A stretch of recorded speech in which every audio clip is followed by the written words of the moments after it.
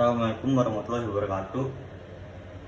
Nama saya Rizky Akbar Prayitno dari kelas 11 IPA 3. Saya ingin menjelaskan tentang beberapa jaringan-jaringan hewan. Yang pertama adalah jaringan epitel. Jaringan epitelium adalah jaringan melapisi permukaan tubuh organisme multiseluler, baik permukaan luar maupun permukaan dalam. Misalnya pada permukaan kulit, mulut, kerongkongan, lambung, usus, dan paru-paru yang sesungguhnya ada hubungannya dengan permukaan luar. Permukaan-permukaan dalam yang lain misalnya pada pembuluh darah dan rongga-rongga tubuh yang meskipun tidak berhubungan dengan permukaan luar juga dilapisi oleh epitelium.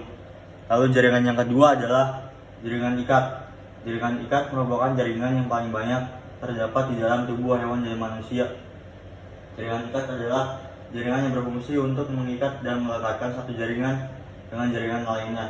Jaringan ikat berdasarkan fungsinya terbagi menjadi dua, yaitu jaringan ikat biasa dan jaringan ikat khusus. Jaringan ikat biasa terbagi menjadi dua, yaitu jaringan ikat padat dan jaringan ikat longgar. Jaringan ikat padat terdiri dari tendon yang melekatkan otot tulang dengan ligamen yang melekatkan satu tulang ke tulang lainnya. Ini jaringan ikat padat. Lalu jaringan ikat longgar. Jaringan ikat longgar memiliki serabut-serabut longgar yang berfungsi sebagai pemisah antar organ, melekatkan organ pada tubuh, dan juga melapisi pembuluh darah dan saraf. Ini jaringan ikat longgar. Jaringan ikat longgar terletak di bawah kulit. Lalu jaringan ikat khusus. Jaringan ikat khusus terdiri dari jaringan tulang rawan, lalu jaringan tulang keras, jaringan tulang keras, lalu jaringan darah, dan juga jaringan limfa. Lalu jaringan yang ketiga adalah jaringan otot. Jaringan otot adalah jaringan yang berfungsi untuk pergerakan tubuh makhluk hidup. Otot dibedakan menurut bentuk dan tempatnya berada menjadi otot lurik, otot polos, dan otot jantung. Yang pertama otot polos atau smooth muscle. Otot polos terdapat pada dinding semua organ tubuh kecuali jantung. Otot polos berbentuk besar di bagian tengah dengan santuy T-cell dan bekerja secara tak sadar.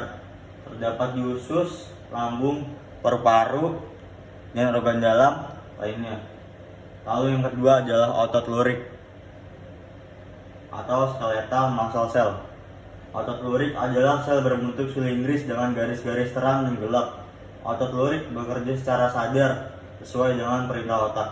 Otot lurik adalah penggerak anggota seperti tangan, kaki, dan bagian tubuh lainnya.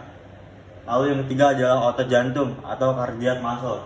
Otot jantung adalah otot yang menyusun organ jantung dan berbentuk serabut lurik bercabang.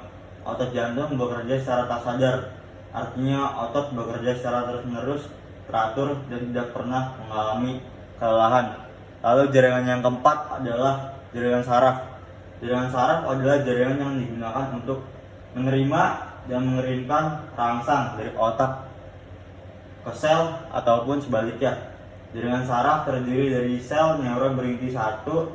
Neuron terdiri dari badan sel mengandung inti, akson atau nerve fiber, dan nodus transfer atau bagian batang neuron. Jaringan saraf terdapat di seluruh tubuh, terutama di bagian kepala sampai tulang belakang. Oke, itu saja dari saya. Mohon maaf bila ada salah kata. Terima kasih. Assalamualaikum warahmatullahi wabarakatuh.